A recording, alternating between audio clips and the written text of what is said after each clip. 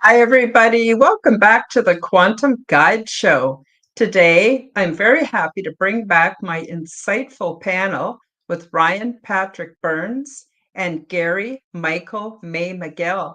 Before we start, let me just tell you a little bit about them.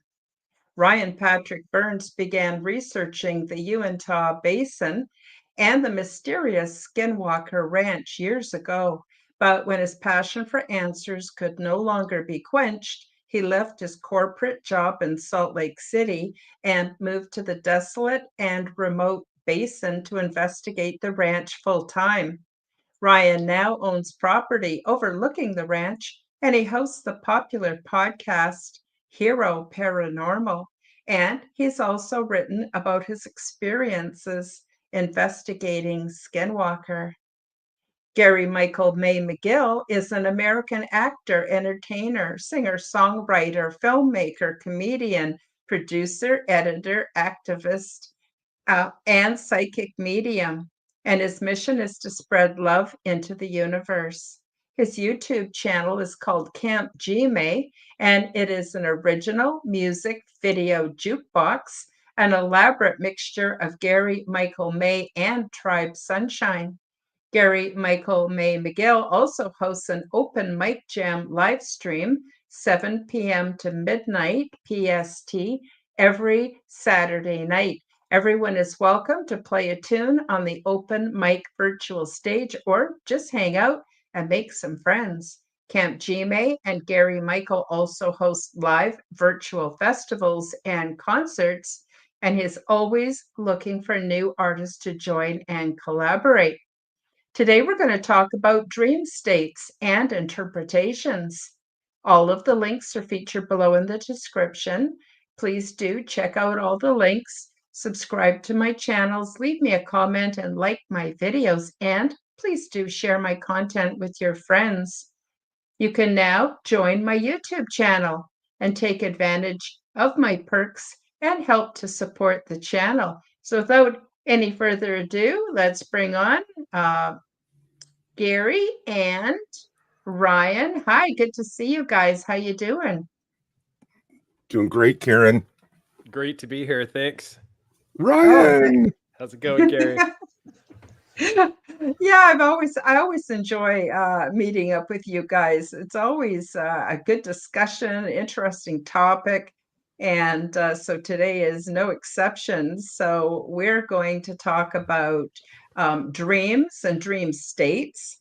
I myself have various dream states. I've got regular dreaming, lucid dreaming, and what I call transdimensional experiences. And I have no idea why I have these experiences.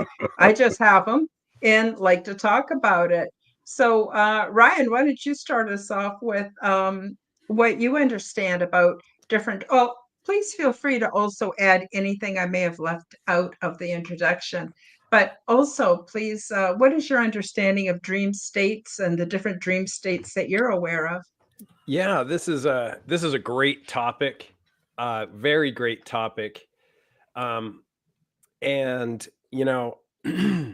of all the podcasts that I do, this is one that I'm always looking forward to with Gary and yourself. It's one of my favorites because I always love just where the direction it goes and how it evolves, and it always turns into like a lot more exponentially than it begins with. That being said, uh, dream states are very cool. And the deeper you look into dream states, I think you start to realize that the subconscious is composed of so much more than we are aware of.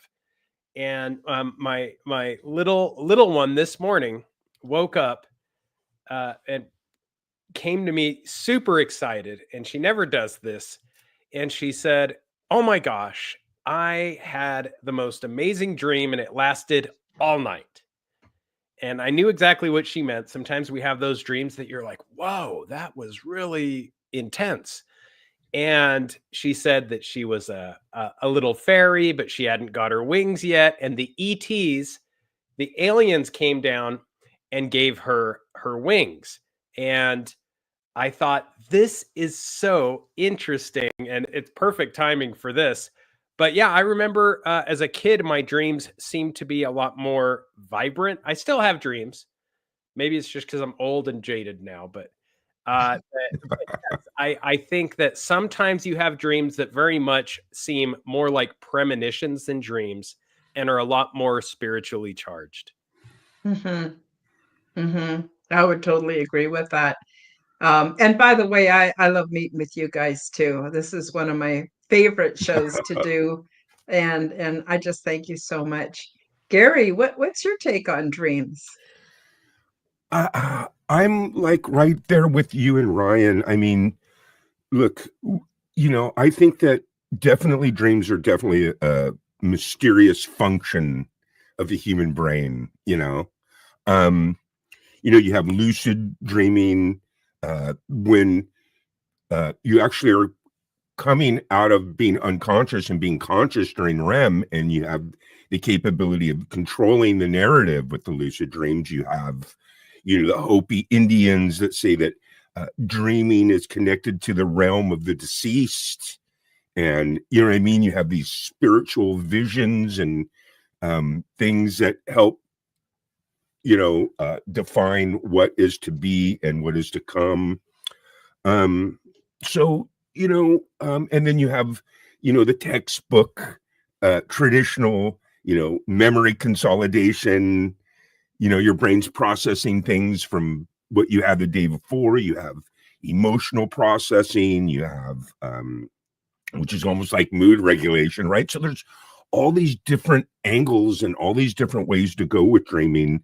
And it's amazing to kind of tap into all those. Mm-hmm. Absolutely. When I'm dreaming, regular dreaming, I just want to say hi to Denise, and we'll take we'll see if we can figure out why you don't remember your dreams. But for myself, I have sort of my regular dreams. They don't make a lot of sense. They're very disjointed. They're very highly symbolic. For some reason, I have a lot of dreams about being in a huge house with many rooms, and I'm sure it symbolizes something. But I think in a way it's my brain detoxing and sorting information and putting stuff, the right books on the right shelves and things like that. And then I have the lucid dreams, and they're really cool because I'm absolutely aware of what's going on. And I can remember one I was having, I was out and it was kind of a hilly meadow and there were all these people around and it was kind of like a festival kind of atmosphere. And I was so happy and the sun was shining. And all of a sudden I realized that I was in a dream state. And I said to the person next to me, I said, "Am I dead?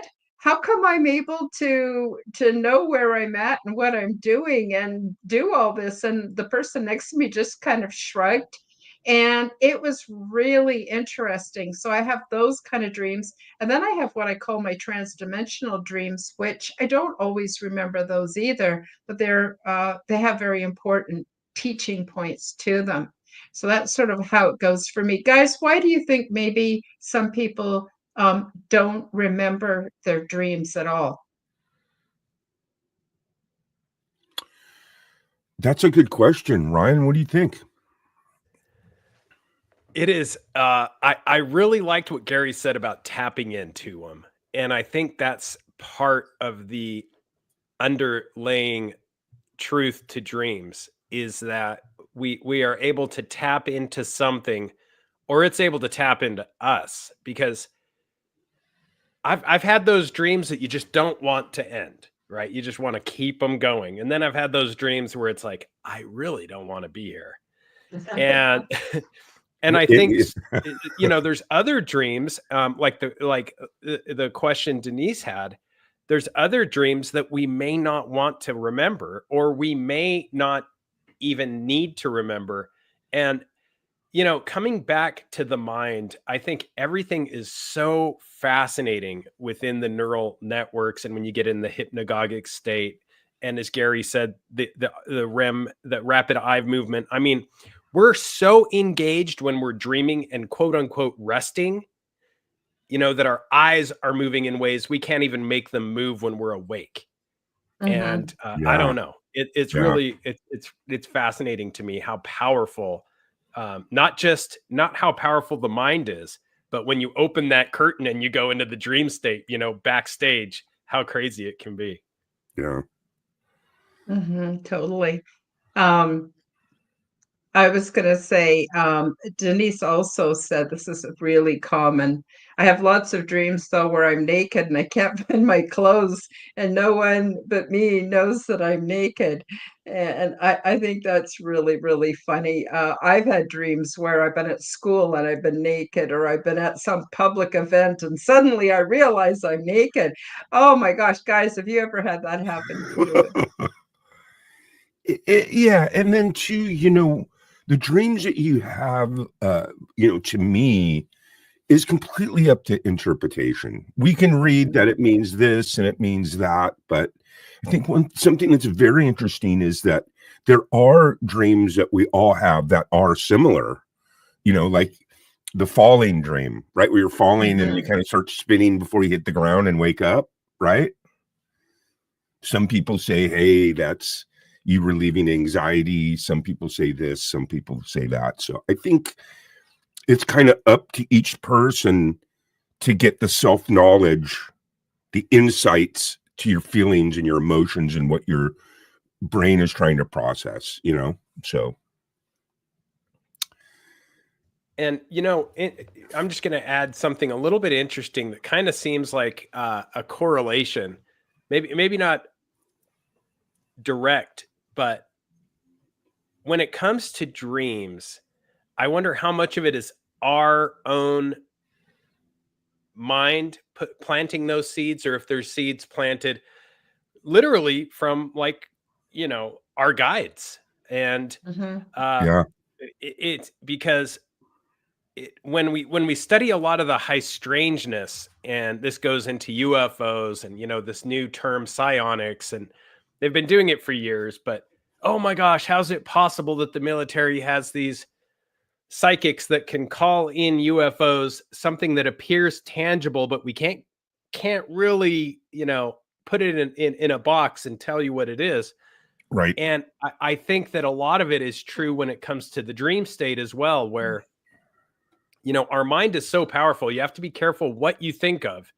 And I'm guilty of this. Guilty is charged, but it is sometimes I'll have thoughts come into my mind and I'll think, where did that come from? And I'll entertain them for a moment. And then I realize, no. Like, my number one job is to keep this little area clear, to keep that fertile ground for the right seeds and not the wrong seeds, because the wrong seeds can kind of take over, right? Yeah, I believe in mental hygiene. I think it's really important. Um, I started, well, actually, quite a few years ago, around, I don't know, 2012, I started being aware of what I was thinking.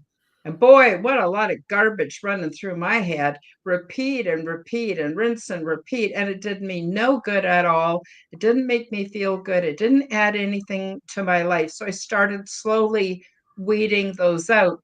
Then there's another concept that people have, and they refer to them as archons, they are possibly interdimensional or of a different dimension creatures, for lack of a better term, that can influence our thinking because they feed off of our negative energies, our fears, and our anxieties. So I started challenging a lot of my thoughts on that and just identifying, okay, that thought, no, that's not mine. I don't know where that came from. I don't know whether I'm trying to traumatize myself or what. It doesn't matter where it comes from, but out it goes, and I replace it with something else. I've gotten to the point where I'm not perfect at it, but most of my thoughts are my own, and I'm very aware of what I'm thinking all the time. Like I'm just not in that same unconscious state I used to be in. And I think because of that, I'm more open to my subconscious communicating with me, because I believe ultimately my subconscious is a part of me. It might be even attached to my higher self. It cares about me. It wants a good life. It wants what's best. And so it behooves me to sort of pay attention and to allow those messages to come in. And then, of course, there's meditation. But for me, meditation is mostly just trying to shut the hell up. Yeah. Yeah. There's no doubt that emotional processing is a big factor to me. There's a bunch of them, but the emotional processing is interesting because it's almost like a mood regulation. It's almost like overnight therapy where, you know, like Ryan says, you know, it borderlines on nightmares sometimes where, you know, hey, I don't want to remember this dream, but you're getting therapy out of it.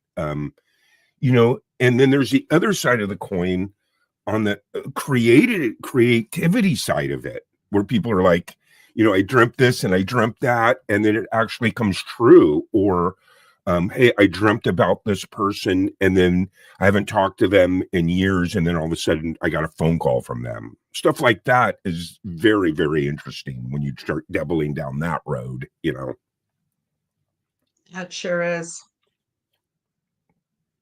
That's the coolest. That's when you realize, and I love that term that Gary used, tapping in, because it really is like a worldwide web of connectivity. Mm-hmm. And it's interesting. There's a book that is written by a priest, and this book is it's kind of a dark book, 666 pages, written by a priest. It's on Satan.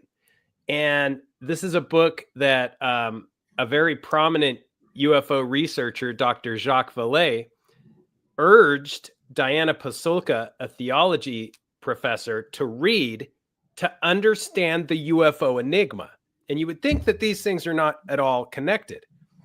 But to Gary's point and to your point, it does seem as if there's some adversarial entity or entities, archonic in nature, that don't want the best for us. Mm-hmm. And this book kind of goes, it delves deeply into the fine line between neurosis and possession. So like, at what point am I going crazy? And where is the line between crazy and possessed? And there's no way to pinpoint that. So it's all sort of interrelated, but that's a really good point. Yeah, absolutely. And then, you know, the thing where we all kind of have these same dreams at some point. And then, you know, remembering them is the biggest thing, because you could wake up and not, you know anything, and then all of a sudden you're eating your cereal and you're like, oh my God.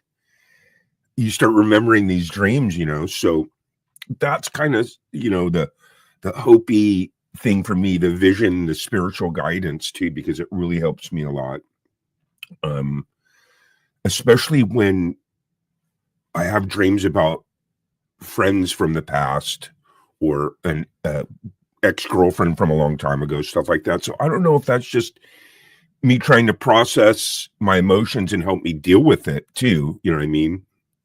It's crazy. And those are usually nightmares. Anyway, you know, I don't know if you guys ever had this one where you start flapping your hands and you'll slowly start flying up. And then the more you start flapping your hands, the more you kind of start flying around. Did you ever have that one? I have a lot of dreams about flying, Gary. It happens. Wow. In fact, it happens so often. I even think, I know this is going to sound irrational, but I even think that if I had enough faith, I actually could fly. I actually could. I think that the only thing stopping me is this programming that I can't. And it sort of always starts the same way, where I just sort of give over to it, and my feet leave the ground and I start to float up. And that's not that far from astral projection, actually, in a way. But ever since childhood, and those dreams when I'm flying are always in full color. They're amazing. Those are the kind of dreams I never want to wake up from. And Wow. it wasn't until I was in higher elementary school and we were watching a film, an educational film, and it had aerial photography. It was the first time I ever saw, because I'd never been on a plane. It was the first time I ever saw what things look like from that vantage point. And it always blew me away because that's exactly what it looks like when I'm flying. So anyway, I don't know. What do you think, Ryan? I'm right there Yeah. with you, Karen. When you said you might think I'm crazy, it's like, no, I'm right there with you. Like, I'm literally thinking in my mind when I have those dreams. Mine are more like it's a jump and then I just have more airtime. And I think in my mind, I know that I can do this for real, is what I'm thinking. Like, this is for real. I know it's for real. But then I come into this base reality, this muck, this sludge pool with the meat suit. And all of a sudden, I don't even try. And 100%, I know exactly what you mean. And I think you're right. I think you're right. There's some reality to it. And you know, back when I used to skateboard and I would like ollie and jump over people, I remember I got to where I could like jump up and go over like 12 people, and somebody said, stop. And I'm like, no, I can keep going. And these are just girls laying down at the schoolyard. Talk about bad idea.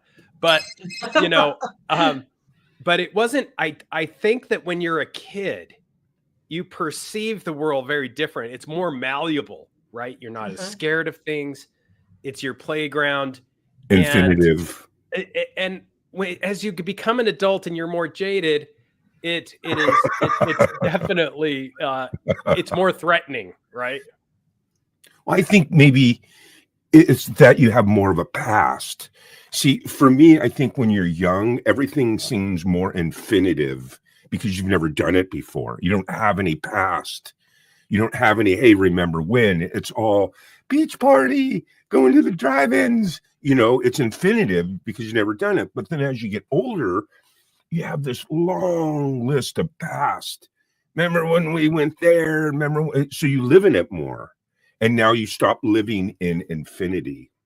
So, you know, the dreams help me get to where I'm going. And you know what? I don't know if you've had this one, and it's crazy how we all can relate to the same dreams. The one where you're like trying to run, but you're not going anywhere, right? Yes. What about you, Ryan? You have that one? Yeah, I've had that one a lot. And that one is one that, believe it or not, a lot of people encounter that in areas of high strangeness. And the Uinta Basin is one of them, areas in and around the old Bigelow Ranch. And I've heard the same thing about Sedona and down in Four Corners and parts of Colorado. And any area that is sort of at times can be negatively charged, and it literally feels like it's pressing down on you. And I've heard, I mean, if I said I've heard 12 stories of people encountering that and encountered it myself, that would be minimalizing it. Tons of times when people are scared or something or running towards something and they're just like, it's like I'm not moving. It's almost like there's nothing happening here, but I'm making the effort. Yeah. And I'm always mesmerized with the connection between the other side and this side, because it's sort of like that neurosis to possession theory. There's nowhere you can put a line. It's all just a gray area, right? You can't say this is where reality ends and the dream state starts, or this is where the dream ends and reality starts. It's all interconnected. I agree. I agree. And I do think that, you know, different dream states are almost like possession. I want to tell you a brief example of what happened to me. So I find, and I cannot explain this, I have no idea why this happens, but when I'm waking up, just before I wake up, my body goes into a physiological experience, and my whole body goes very, very tense, but I have a buzzing, a full body sensation of a strong, unpleasant buzzing sensation. And it cycles, and I've counted it because it's happened often enough that it cycles, where the tension builds for about maybe 2 seconds, and then it releases for less than half a second, because I count 1 and 2 and get an idea of how long, and then it releases. And when it releases, then I'm acutely aware of how tense I was. So then my body will go right back into this rigid, buzzing sensation, and it'll build and then it'll drop. And it's at the dropping point that I'm aware of how intense it was. Now, by this time, I'm waking up. And by the time I'm fully awake, it just fades off and I'm no longer aware of it. So I have no idea what the hell that is. And I don't like it. And I would really like it to go away. But another thing that happened at the same time as this, one time, while I was just before I woke up, while I was just super aware of this intense, unpleasant buzzing, there was some kind of an entity, and it needed my permission for something. And the weird thing is it asked me in English, it asked me if it could me, C-U-P, cup me. And I didn't know what it meant. And I was certainly not going to agree to anything I didn't know what the hell it means. So I said, what do you mean, cup me? I said, is that some kind of a weird sexual thing? Like what? What the heck are you talking about? And it said, then it repeated, it said, Karen, I want to cup you, but I need your permission. And I said, do you have any idea how long it's been since I had sex? I'm an old lady. And the entity knew. It said 15 years. And I says, yeah, it's been 15 years. And it wasn't until after I had woken up completely that I did the math, and that's what it was, 50. I know I shouldn't admit that, but me, I don't have a very good filter. So anyway, but I said, no way, I'm not agreeing to something that I don't even understand. And then it went away and the buzzing faded because I was waking up. Anyway, I don't know if you guys have ever heard of anything. I don't know anybody as weird as me, I'm telling you. But I'm really glad that I had my back and I maintain my boundaries even when I'm not awake, Yeah, that buzzing thing is interesting because I kind of get that a little bit too sometimes it seems like whenever I wake up from a dream that's like borderline nightmare or not something that's, I'm enjoying too much. I'll wake up and I kind of get that buzzing in my head, and it takes like about 20 to 30 seconds where it completely goes away. It's weird. It's like a buzzing. It's like a and then it dissipates and gets softer. I really don't think it's in my body. It's more in my head. Is that similar to your buzzing, Karen? I don't know. It sounds similar. Every once in a while, I wonder if perhaps I might be targeted because I have such a capacity for transdimensional experiences and for going into other realms. I thought maybe I'm being targeted. Because it feels very much like a technology. But then I stopped myself from thinking that because A, I don't want to give it any power. And number two, I don't want to enough things to worry about without that. So, if I am or if I'm not, it really doesn't matter. I just have to deal with it. And sometimes I go for a period of time where I'm not aware of it at all. And other times it's just really awful. And but I just kind of go, well, I have so many weird things, I don't know what it is. And we're here for a short period of time. I would rather use my mind to think about things that make me feel joyful and help make a difference in this world. Yes. Yeah, the dreams are just crazy because like we talked about, there's just so many ways to interpret them. There's so many different types of dreams. And, we all know that, hey, look, I could watch 100 videos that tell you that coffee's great for you. And I can watch 100 videos that tell you that coffee's bad for you. So the people that interpret the dreams, to me, it's more of how you interpret it. Mm-hmm. Definitely. That is so, I think that's so key. The mind is so much more powerful than even the things that people engage with. And you find that, you know, in strange ways when people really don't want you to see it. And as an example, the Himalayan monks, when they're in states of meditation at extremely high altitudes in extremely cold weather, and you know, they should be dead after 5 minutes, and they've been up there 45 minutes.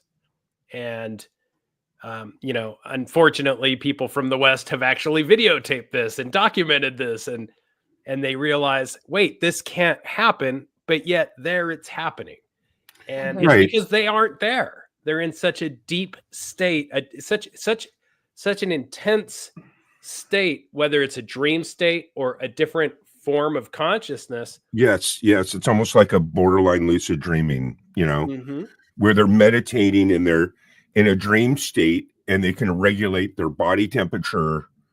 They can, you know, to defy those winter cold nights, you know, where it's people out there would be freezing. They're out there in a sheet, you know. Yeah, they literally hit the pause button. Like Gary said, they're not there. It's like, I left the car in the parking lot. I'll be right back. Leave it running, but I'm not there. And they should be gone after 5 minutes. And then 45 minutes later, they pop out of it. Yeah. You know, sorry, go ahead, Gary. No, go ahead. I was going to say, and the more research I do on simulation theory, the more I begin to wonder if perhaps this isn't the simulation. Maybe this is the dream state, and maybe when we're in the dream state is more the real or base reality. I don't know. It's all very interesting to toss it around. It is. And what I find interesting is, and I don't know if you can relate, but it always seems like there's a few different situation and places that I go to that, you know, of course you're going to have dreams that are bizarre and way out in left field, but you always kind of have these same little, like Karen says, when you go to that same house with all those rooms, you know, you're always kind of returning to the scene, you know.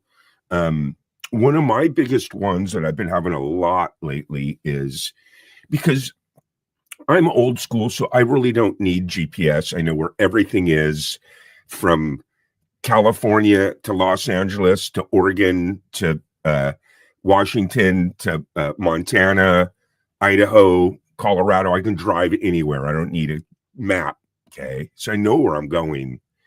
But I have these dreams where I don't recognize where I'm at as far as like the city or whatever.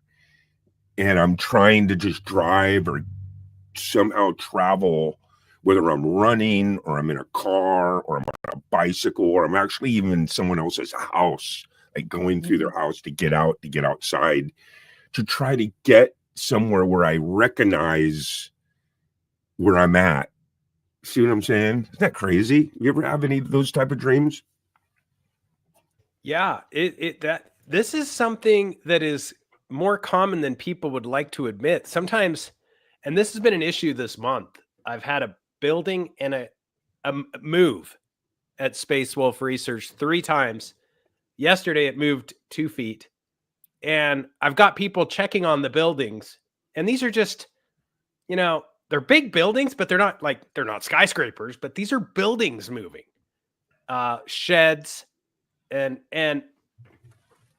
you know, there's no marks or anything. And this has happened in the past. But what's interesting is when I talk to the people, I'm like, are you sure it moved? And then it's almost more of a Pandora's box talking to the people than actually dealing with how much of this shed or that cabin or this container has moved, because they say, well, I think it did.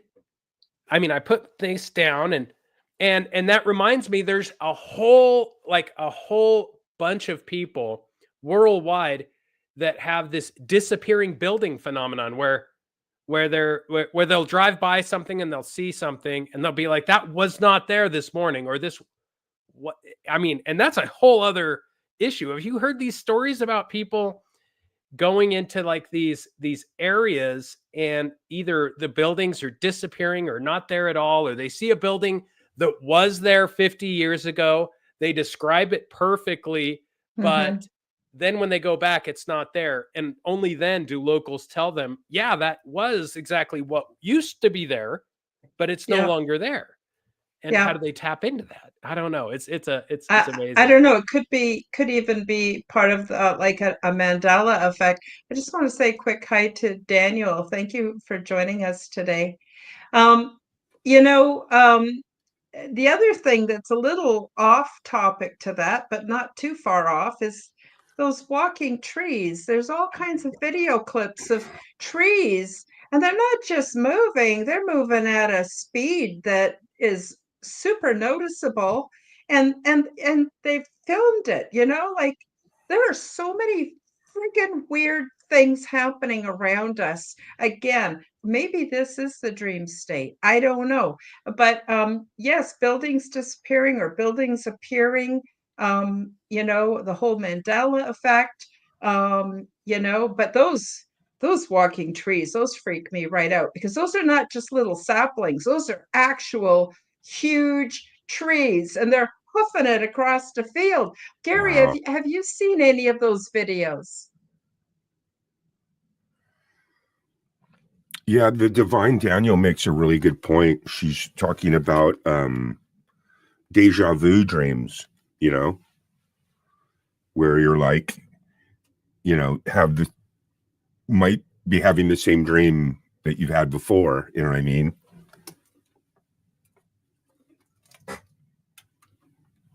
Check 1 2. Everything okay? All right, I'm there. Good, Some good. problems with Yeah, my we headphones. can hear you. We can hear you fine. All right, perfect. Yeah, it's just crazy. The dream world is definitely crazy. The vision type thing too is very interesting to me, where you know your dream comes in and tells you, hey, this is the path you need to take, or this is what you need to do. Those are very, very interesting dreams. Hmm. Those are the dreams I want to remember. Oh, totally. Totally. I've actually had warnings in dreams, and I'm not going to get into the details, but I had a dream one night of someone who I know and love very much was going to be hurt in a specific way. And the next day I was more mindful and watchful over them. And then when the situation arose that it actually was going to happen, I was able to intervene and stop something terrible from happening to them. So I get a lot of precognitive warnings in dreams, Yeah. and sometimes I'll get a dream where I just didn't pick up on the energy of someone as being negative, and I get a dream, and then I always follow it from then on. I always listen. So again, getting back to interpretations, I think it is important, but I think to do interpretations, but I think ultimately we're the ones that need to do the interpreting. I know a couple of people who are psychics and they're fairly good at it, but mostly I do not put my faith in psychics. It's no disrespect to the profession. It's just that I don't need someone else to interpret reality or non-reality. Yes. That's Yes. my job.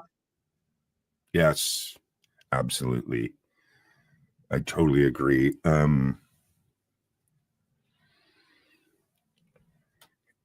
It's crazy, you know, because look, we all know that in order to deal with something, sometimes you can't just suppress it. You have to deal with it and work it out so that you're copacetic.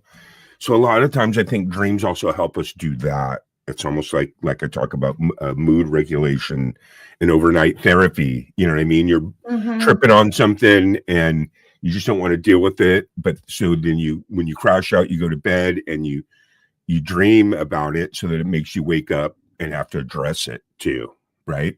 Mm-hmm. Yeah, I agree. I just wanted to say hi to Kaleidoscope Eyes and Grateful Heart. Grateful Heart says, I've never dreamed of a familiar place. That's interesting in itself Yeah. too. Yeah. Yeah, but I agree, Gary. I think that you can run, but you can't hide, especially from yourself. Right. And Right. sometimes that Right. is how, we even bad dreams. Oh, there's been dreams that I've been having, and I wake up and I went, oh, thank God I was dreaming. Yeah. Thank God I don't have to deal with that. But still, there's a lesson there, right? There's a message. Yeah. Or you dream that you have something and you wake up and you don't have it, like when I was young,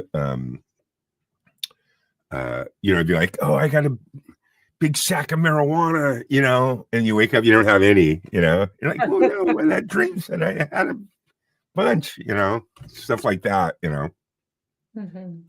Another interesting part of the dream puzzle is and this sounds far-fetched, but there's like very many different stories of this happening when people share the same dream, which should be impossible, right? Mhm. And there's one event where physicist Thomas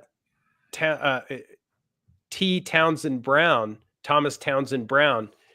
he was interested in a lot of interesting things and working on a lot of interesting stuff, including ionosphere stuff and possibly even time travel. But there's one instance where he and his daughter had the same dream. They went down to breakfast, and the daughter, I believe, asked him, "How was your night?" And he said, "I had the weirdest dream."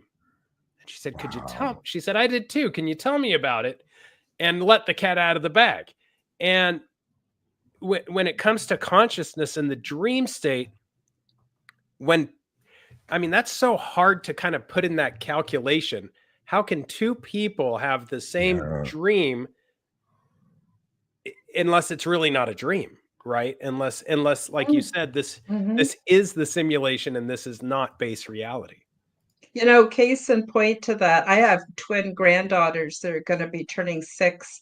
But back when they were about 2.5, 3 years old, I was having a lucid dream and I went to visit them and I met them in a garden. So I often will create a garden environment when I want to meet up with people. And I met with them and we just hung out for a while.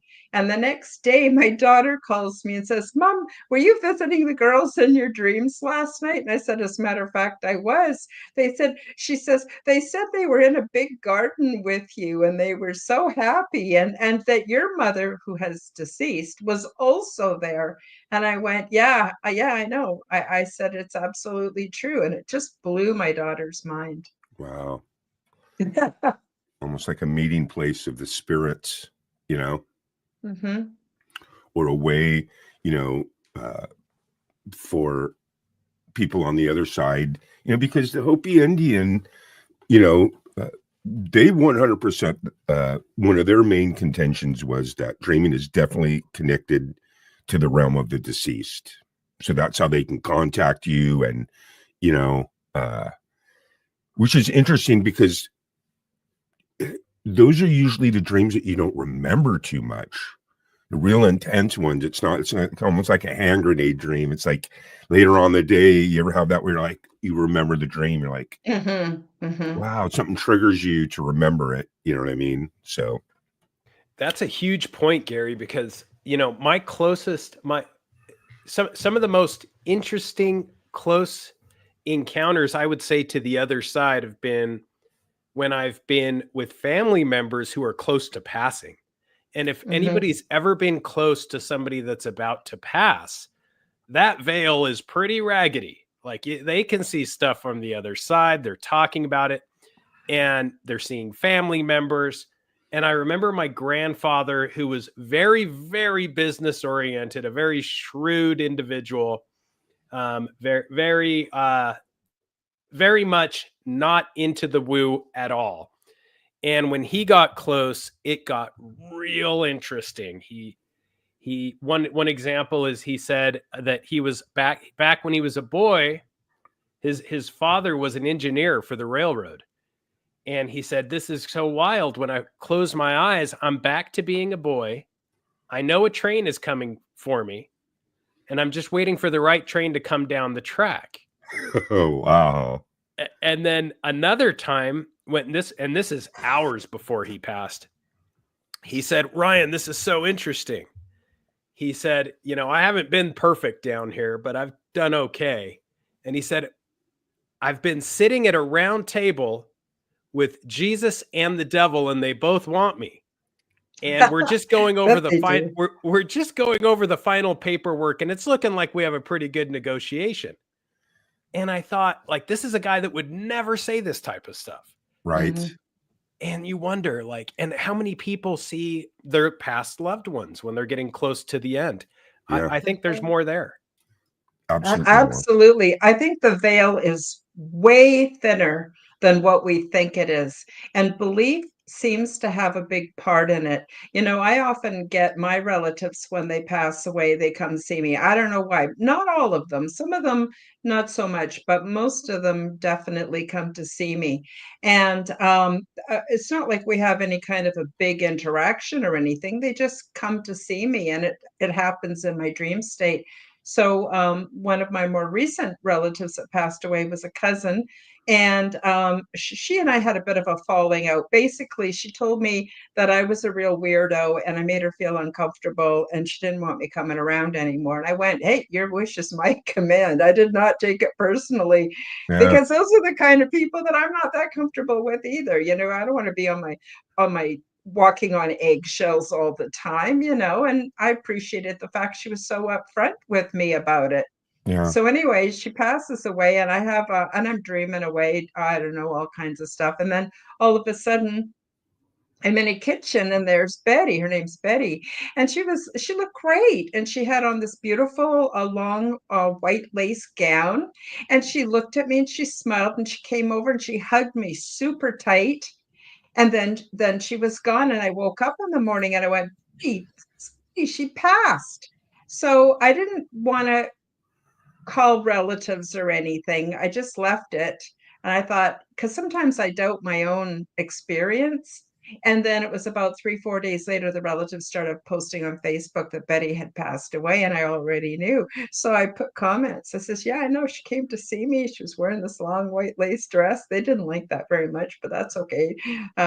Not my problem. And but yeah, so I got to see Betty, and yeah, all kinds of relatives. They I don't know why, maybe because I'm receptive to it. Maybe that's why. But ultimately, what I'm trying to say is I think the veil is way thinner than what we think it is. And I yes, totally believe that when we die, we're just shedding our mortal coil, and that there's yes, so much more. And I think that I had a guide at one point in my life where I was worried about dying, and my guide said, "Karen, if you had any idea how many times you've been born and died, you'd laugh at the whole fear." And I yeah, thought about it, and I thought, yeah, yeah, feels right, feels right. yes, absolutely.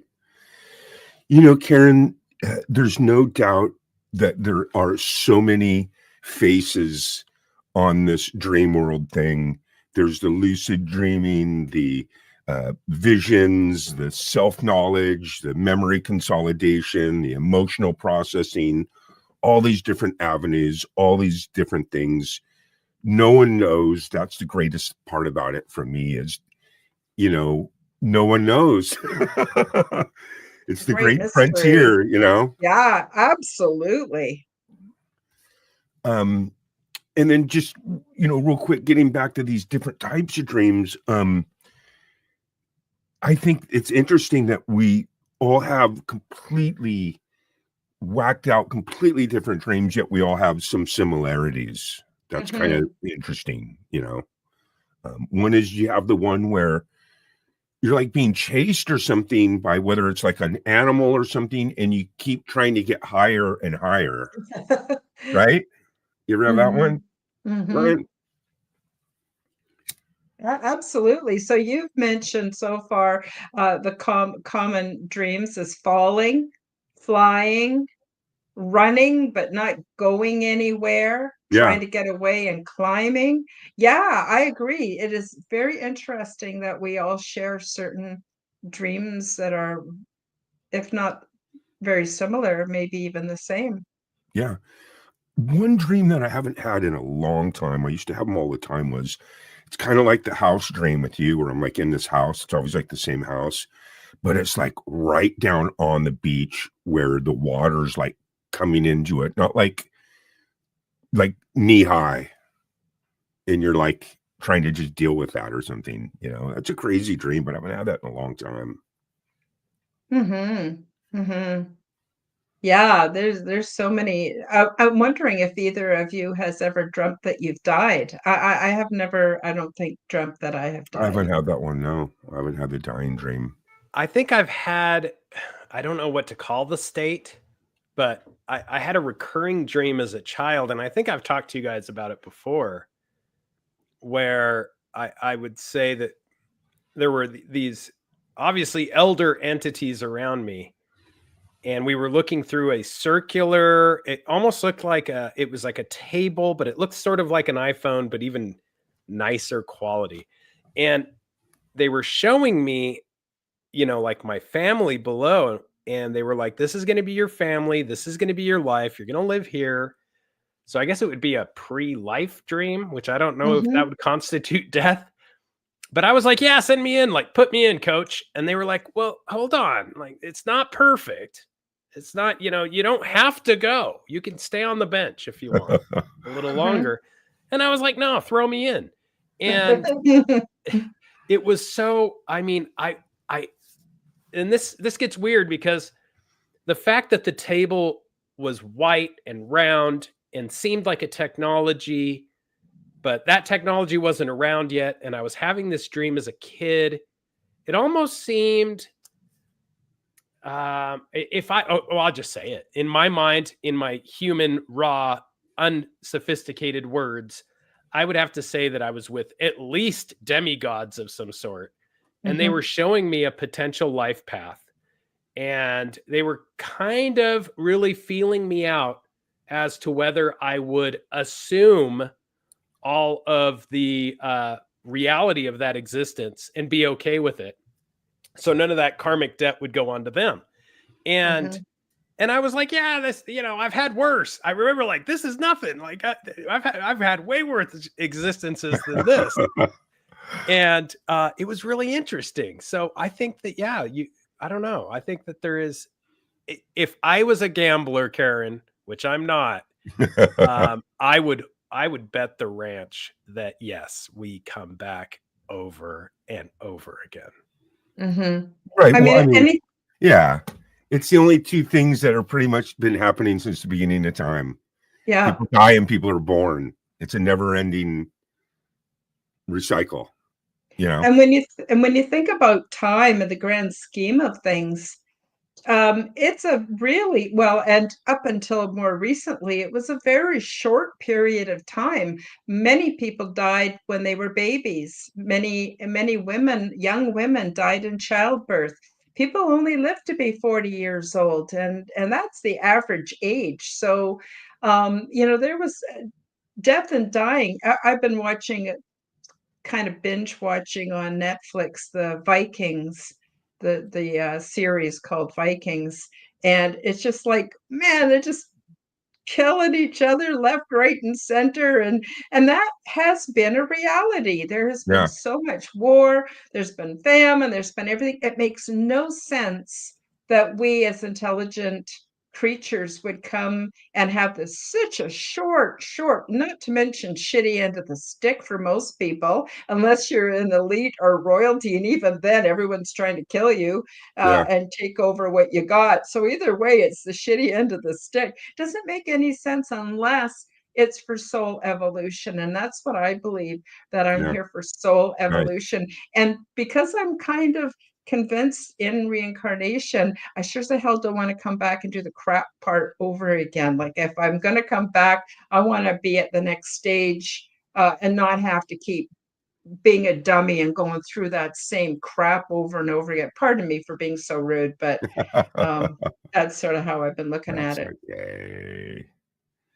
That's Yeah, okay. I recently heard somebody say something interesting, and they were I took my kids to see this new what is it called? King of Kings, a little animated thing about Jesus. And they, at the end, they frame it really well. So it's not, dark and the kids weren't scared or any of that. But at the end, my boy actually said, why'd he do that? Like, he could have just kept living. And I was like, wow, that's a really difficult question. And I basically said, well, he wasn't scared because none of it was really real.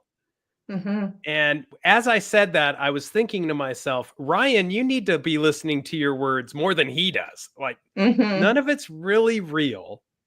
That's, maybe these individuals with like Christ consciousness, or, like the monks that can withstand the temperatures. There's a reason why, Buddhist monks can do things like douse themselves with gasoline and light themselves on fire and not even move a muscle. It's because they've got a little bit better programming as to what is real and what isn't real. And as you said, that they can see through that veil. Yeah. Wow. Yeah, that's Totally. That's interesting. What's real and what's not real. I mean, last time we all got together, we talked about out-of-body experiences, and it's almost real in that same family, because when you're out there dreaming and doing that stuff, you're not really in your body. Some other form is out there running around and doing it somewhere else. And then also too with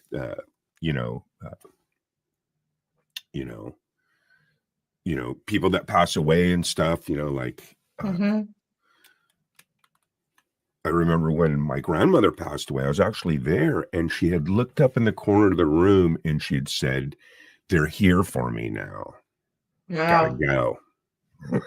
So, when you have life's experiences, and that's what we talked about, it's how you interpret it. It's your life. It's what you're doing. So it's interesting to try to figure this all out. And it's a never ending thing because it's a complex function, and it's a pretty cool ride. I enjoyed it, and I enjoyed the insight of your dream interpretation, Ryan, and your knowledge. And Karen, I enjoyed talking to you and hearing about your dreams, and just had an absolute blast today talking about this. Is an excellent topic, you guys. Yeah, thank you so much for being here, and also the folks that join us in the live chat. I really, really appreciate all of you. Now, we're pretty much out of time, guys. How about if you each take a few minutes, any closing comments you have, but also tell people what you got going on, where people can find you and reach you. Gary, don't forget to tell everyone about Flower Fest coming up on Saturday night. And so let's close things out that way. Yeah, I have, as well as I have these virtual concerts that I throw. I have probably about 30, 40, 50 really cool musician artists from around the world that come hang out with me every Saturday night, do like a little open mic. And then every couple months, we all get together and we just throw a big festival. This Saturday is Flower Fest. And how we're billing this is, we kind of want to, I kind of want to, I'm tired of just these labels that divide us all. I'm absolutely sick of it. Male, female, black, white, green, purple, Protestant, Democrat, this, that, Hindu, all these different things. So the only one that's allowed to play at the festival are humans. It's going to be a human, and we're all a flower, and you can be whatever flower you want to be. You could be multiple flowers. You could be a combination of flowers. You can be just anything you want to be and express who you are. And that's what we're going to do. We're going to spread love into the universe Saturday night. So I hope that at some point you can pop in and join us. It's going to be from 7 Pacific till midnight. A lot of cool artists. That's at Camp G-May, which is your channel. Saturday night. But once again, to also thank you, my closing statement. Thank you, everyone in chat. Sweet dreams. Ryan. Thank you. That is great. Yeah, Gary, that sounds cool. Camp G-Made, that's on YouTube for everybody that's listening. And let's see, what do I have going on? Oh, let's see, Thursday, May 1st, Beltane, May Day. I will be on Coast to Coast AM. And Nice. so definitely, if you're up, catch that. Wow. You can also catch more of me smacking my gums and yapping at heroparanormal.com or Hero Paranormal on YouTube. And yeah, this is a riot. This is a blast. I can't wait to talk to you guys about something else, because it always gets deeper than the initial idea. Yeah. 3 heads are better than 1 for sure. So thank you, both Gary and Ryan. Appreciate you so very much. Thank you to everyone in the live chat. And I also want to thank all of those that are listening on an audio podcast or are watching a replay. And please do share us out with your friends. Leave us some comments. Love spending time with all of you. So that's it for today. If you want to come back on Sunday for the Aliens and Angels podcast, I'm going to be talking to somebody who is going to be talking about the quantum physics, but basically he sees everything as being frequency rather than dimensional reality. So that should be an interesting show on Sunday. Yeah, and I guess that's it. So thank you everybody again, and take care, and we'll see you next time. Bye-bye for now. Sweet dreams. Thank you for joining me for the Quantum Guide Show. Become the change that you wish to see in the world. Subscribe to my YouTube and other channels at Karen Holton TV. Click the like button, leave me a comment, and share this podcast with your friends. Read about my true life ET contact in my book called Transdimensional, Meet the New Neighbors, which is now available in Amazon bookstores worldwide. Check out my website at www.karenholtonhealthcoach.com to see my free resources and amazing products and services. All the links will be in the description below. As part of the Forbidden Knowledge Network, you will find the Quantum Guide Show with Karen Holton and also the Aliens and Angels podcast on all audio platforms. Until next time, keep up the good work.